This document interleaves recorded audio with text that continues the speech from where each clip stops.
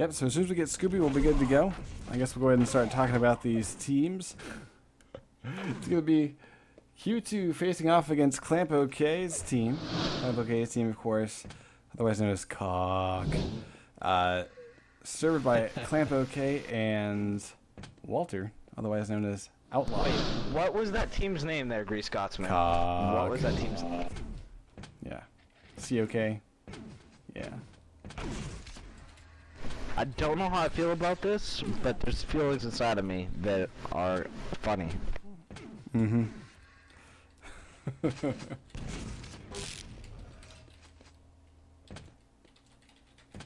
There we go. All right. So, and then of course, Dehang is going to be joined by Scooby to form the magical Q2. I think this will be a little bit interesting, though, because obviously, Dehang, Clamp being from the same team, they have faced off against each other in scrimmages and practice probably more times than people can imagine. And they tend to work together when it comes down to things like capture the flag. Working against each other in team deathmatch should be kind of interesting to see how they end up matching up. Dehang, as as we know, one of the strongest duelers in the world. However, team deathmatch is quite different than duels, and for anyone that's watched, I guess it was the Zotac coverage that ESL provided, a little bit of team deathmatch 2v2 coverage. There are a lot of European players that are kind of unheard of in the dueling scene, but they are amazing team deathmatch players. Same holds true. Basically dueling skills only partially transfer over, I would say, to team deathmatch, and vice versa. So this should be kind of a really interesting matchup. If we take a look at the stats, we've got 4 wins for cOK's team. They have yet to lose, and they have yet to even drop a map. So yeah, nice nice run so far for them. We take a look at Q2. They have indeed lost a game. They've won 3. They've won at least. They've won 6 maps and lost on 3. So, a little bit of weakness in the armor there for Q2. I think we actually witnessed one of them. I think it was probably the Defoneman. Let's see. Yes, indeed, Defoneman besting them on T7 and DM7. And that was last week. Or no, sorry, week 5, excuse me. Week 5. And the T7 game was extremely close. 62 to 68. But then, I don't know exactly what happened on DM7, but Defoneman won it by something ridiculous, like 22 to 92. So I'm wondering if perhaps cOK and Walter have looked at that and said, "Oh, really? Well, I guess we're playing tonight." So this should be an interesting choice to see whose map picks are whose in this particular case. What's quite interesting there, Greased, is that Defoneman and cOK have yet to play. In fact, they have that one outstanding game remaining, and they're scheduled to play it tomorrow evening, which is the last evening of the last night of the regular season league play. Defoneman clearly has the upper hand here with their dominance, what's going to be very telling, at least for the final seeding of the top, which is what the end result looks like for Defoneman. Yeah, so let's welcome Sir Doc to the cast. How you doing, man? It's been a while since we've had your lovely voice joining us on the airwaves there, so it's really nice to have you with us. I guess you've been traveling quite a bit. I have, and first and foremost, you say that, and what comes to mind is a big kudos and thanks to the guys who've actually covered. That has been Driver 8 and Eric. As Jahar likes to say. They've filled in for me, and yeah, it's really cool to have that. And it's a shame, I would say, that Team Deathmatch isn't quite as widely followed in North America as, say, it is in Europe and elsewhere, because out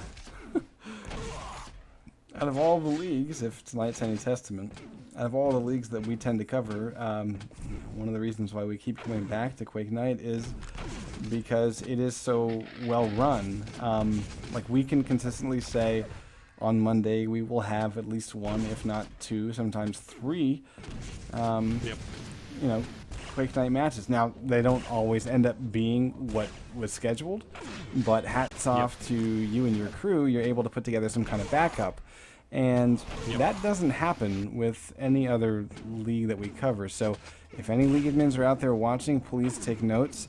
It's really nice as a shoutcasting crew to basically show up and say, you know, from this block of time we'll be covering stuff. You know, it might change, that what that is exactly might change, but at least we'll be covering something. You know, compare that to, say, NGL, where it's like we find out like 5 minutes notice tonight before going live that Blight versus EGU is happening. So, you know, a little bit frustrating from a caster standpoint, because, you know, and strangely enough, it's not that I necessarily, you know, I mean, I love casting something like that, absolutely. But as long as somebody covers it, that's what I care about. Like, but you can't have stuff covered if the crews don't know about it. So anyway, I'll hop off my soapbox. I understand. We equally share in the same frustration, you know, because you try to confirm these matches. And again, I'm not writing any of the teams. I'm very grateful, first of all, for all the teams that have actually signed up and showed up to play. I mean, I can count on one hand, well, close to maybe two hands, all the teams that are committed to it. And you always have these personal things that'll pop up.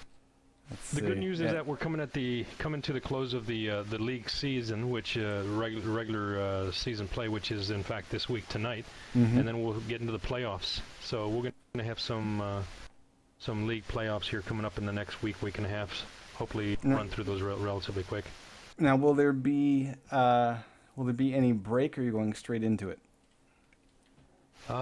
Great question, and you know what's going to determine that is my travel schedule. So I think I'm going to be relatively flexible and say within a week and a half we'll get this show started.